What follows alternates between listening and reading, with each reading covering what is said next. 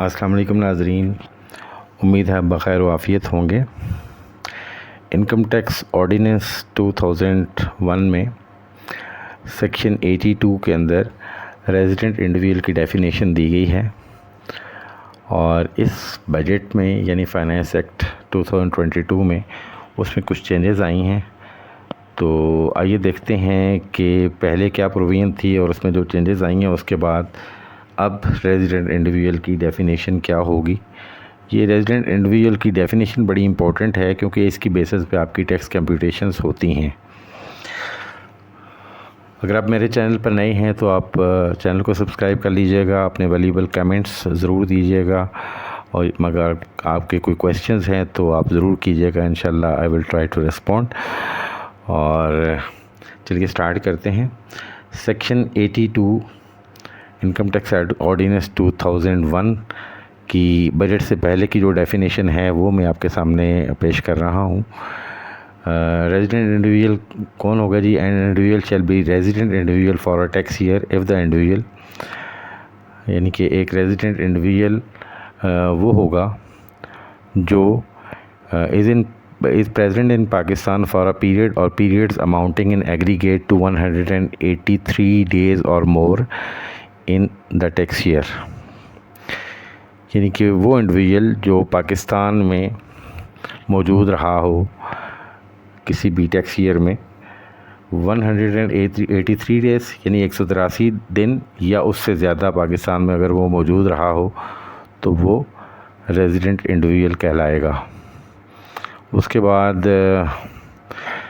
इसी की clause C जो है वो ये कहती है is an employee or official of federal government or a provincial government posted abroad in the tax year, या वो गवर्नमेंट ऑफ फेडरल या प्रोविंशियल गवर्नमेंट ऑफ पाकिस्तान का एम्प्लॉई हो और वो बाहर किसी और मुल्क में पोस्टेड हो इन द टैक्स ईयर। अगर वो सारा साल भी फिर बाहर रहेगा तो वो रेजिडेंट ही रहेगा।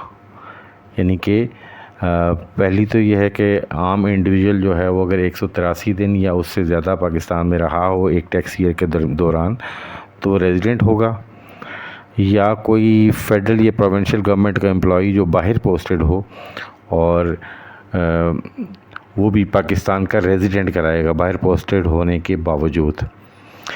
तो ये डेफिनेशन थी रेजिडेंट इंडिविजुअल की, अब ये बरकरार रहेगी।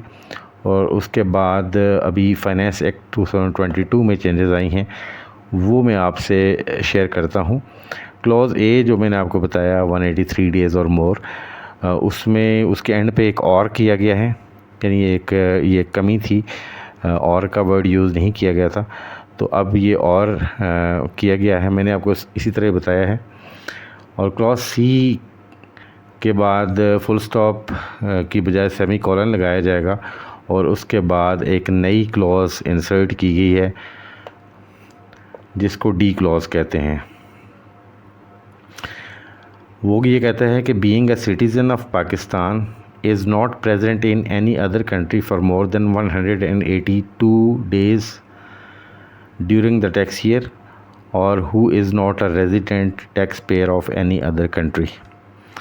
अब यह है कि जो शख्स, ये ऐड किया गया है कि जो शख्स किसी दूसरे मुल्क में 183 दिन या उससे ज़्यादा स्टे उसका हो, उसका ना हो, जो किसी भी कंट्री में 183 दिन या उससे ज़्यादा उसका स्टे ना हो तो वो भी रेजिडेंट पाकिस्तानी कहलाएगा।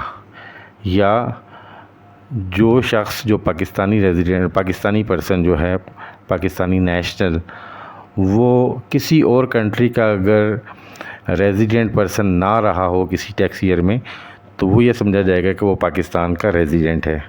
यानी कि पहली दो कंडीशंस वो उसी तरह रहेंगी कि 182 डेज़ या मोर वो अगर किसी भी टैक्स ईयर में पाकिस्तान में रहा है तो रेजिडेंट पर्सन कहलाएगा, या फेडरल या प्रोविंशियल गवर्नमेंट का कोई एम्प्लॉई जो पोस्टेड है बाहर वो भी रेजिडेंट पर्सन कहलाएगा। और अब तीसरी कंडीशन जो है वो ये है कि कोई भी ऐसा शख्स जो कि किसी और मुल्क में 183 दिन और उससे ज़्यादा 182 दिन से ज़्यादा मोर देन 182 डेज़, 182 दिन से ज़्यादा अगर वो किसी भी मुल्क में ना रहा हो तो तब भी वो रेजिडेंट पर्सन होगा। या कोई भी शख्स जो है वो किसी और कंट्री का रेजिडेंट ना रहा हो किसी भी साल में तो वो पाकिस्तान का रेजिडेंट कहलाएगा। तो ये एक डेफिशिएंसी थी कि एक शख्स अगर किसी भी टैक्स ईयर में बहुत सारे कंट्रीज़ में उसने विज़िट की और किसी बाहर के कंट्री का रेजिडेंट नहीं रहा और पाकिस्तानी डेफिनेशन के मुताबिक वो पाकिस्तान से 183 डेज़ से ज़्यादा पाकिस्तान से बाहर रहा, यानी 183 डेज़ पाकिस्तान में उसने नहीं गुजारे, तो वो रेजिडेंट नहीं कहलाता था। लेकिन वो किसी और कंट्री का भी रेजिडेंट नहीं कहलाता था। तो ऐसे इंडिविजुअल्स को अब रेजिडेंट इंडिविजुअल कहा गया है, यानी कि वो अगर किसी भी कंट्री का रेजिडेंट नहीं है तो वो पाकिस्तान का रेजिडेंट तस्वुर किया जाएगा। ठीक है, तो ये अपडेट थी, बड़ी important update about the residential status of an individual. I hope कि वीडियो आपको पसंद आई होगी। पसंद आने की सूरत में लाइक कर दीजिएगा। हाज़िर होते हैं एक नई वीडियो के साथ, तब तक के लिए इजाज़त दीजिएगा। अल्लाह निगहबान।